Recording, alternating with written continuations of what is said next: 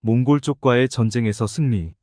식량 조달의 총책임을 맡고 있던 벨리 대신은 산산조각난 식량을 멍하니 쳐다보며 어찌할 바를 몰라 했다.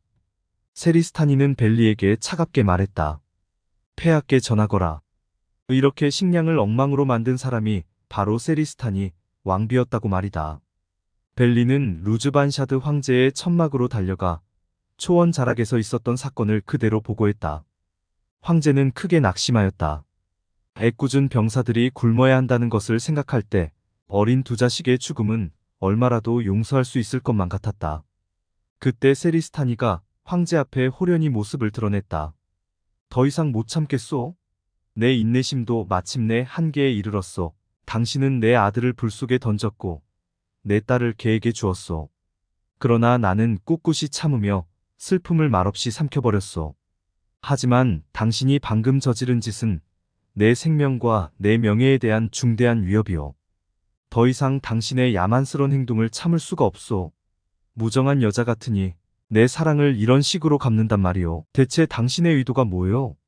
식량도 없이 굶주리는 내 병사들을 보구려. 그들이 어찌 되겠소? 말해보시오.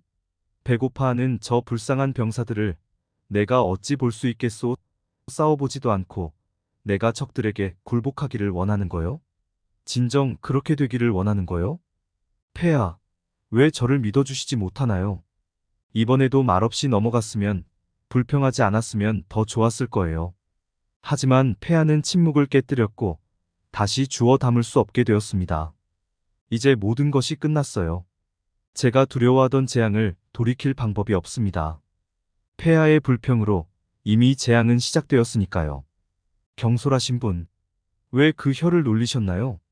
제가 왕자를 던졌던 불꽃이 바로 영명한 살라만드의 혀인 것을 모르셨나요?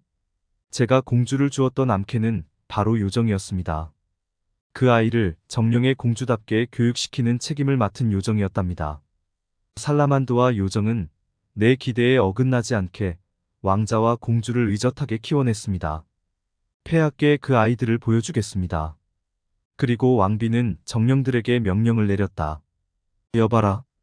왕자와 공주를 당장 이곳으로 메시거라. 그 명령이 떨어지기 무섭게 세리스탄의 왕자와 발키스 공주가 장막 안으로 들어왔다. 그러나 황제의 눈에만 그들이 보였다. 장막 안에 있던 다른 사람들의 눈에는 그들이 보이지 않았다. 루즈반샤드 황제는 두 자식을 다시 만난 기쁨에 식량이 못쓰게 되었다는 사실조차 잊었다. 황제는 두 자식을 차례로 껴안아주며 아버지만 느낄 수 있는 애틋한 감정을 느낄 수 있었다. 그 모습을 지켜보며 세리스타니가 말했다.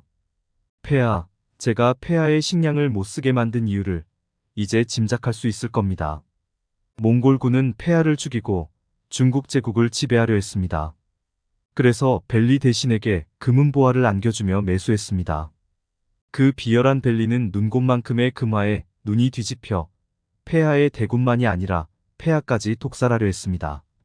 과자와 포도주에 즉각적으로 효과를 나타내는 독을 넣었던 것입니다. 제가 그것들을 못쓰게 만들지 않았더라면 폐하의 장수와 병사들이 어찌 되었겠습니까? 제 말이 믿기지 않으시겠죠. 하지만 믿으셔야 합니다. 벨리를 당장이 자리에 불러서 폐하 앞에서 이 음식을 먹도록 해보십시오. 그럼 진실이 무엇인지 아시게 될 겁니다. 황제는 당혹스러웠다. 하지만 벨리 대신을 불러들였다. 벨리가 들어오자 황제는 친위대 병사에게 소리쳤다. 식량 부스러기를 주워오너라. 친위대 병사가 쏜살같이 달려나가서 음식 부스러기를 모아왔다. 황제는 벨리 대신에게 그것을 먹으라고 명령했다. 벨리가 대답했다. 폐하, 지금은 배가 고프지 않습니다. 나중에 먹도록 하겠습니다. 지금 당장 먹지 않는다면 내 머리를 베어버리겠다. 그때서야 벨리는 상황이 심상치 않다는 것을 알아차렸다. 그는 어쩔 수 없이 음식을 조금 떼어내어 입에 넣었다. 결국 그는 모든 사람이 지켜보는 앞에서 신음조차 내뱉지 못하고 싸늘한 시체로 변하고 말았다. 그 모습을 지켜보며 왕비가 말했다. 폐하, 벨리의 배신을 확인하셨겠죠? 정령은 결코 이유 없는 짓을 하지 않습니다. 아, 왕비, 내가 잘못했소. 당신과의 약속을 지키지 못한 것을 솔직히 인정하리다. 그렇다고 내 걱정이 사라진 것은 아니오. 여전히 내 병사들은 배를 굶주려야 할 것이오. 지독한 배고픔을 그들이 어찌 견디어낼 수 있겠소. 아닙니다. 식량은 부족하지 않습니다.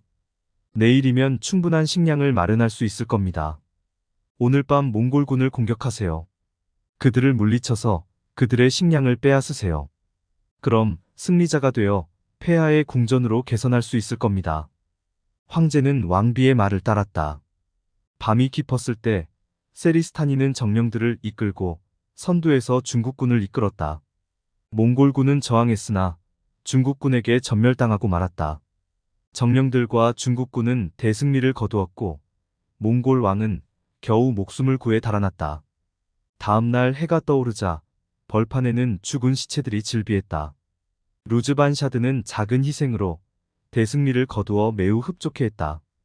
게다가 적자는 전리품을 챙길 수 있었다. 몽골군의 무기만이 아니라 식량까지도 중국군의 차지가 되었던 것이다. 세리스타니가 황제에게 말했다. 자, 이제 전쟁은 끝났습니다. 모든 적이 먼지로 변해버렸습니다. 이제 우리는 영원히 헤어져야만 합니다. 저를 다시는 만날 수 없을 겁니다. 저도 폐하를 잇겠습니다. 모두가 폐하의 잘못 때문입니다. 원망스럽습니다. 왜 저와의 약속을 어기셨나요? 부인, 제발 그런 말을 거두어 주시오. 당신과 맺었던 약속을 어겨서 후회한다고 말하지 않았소. 나를 용서해 주구려.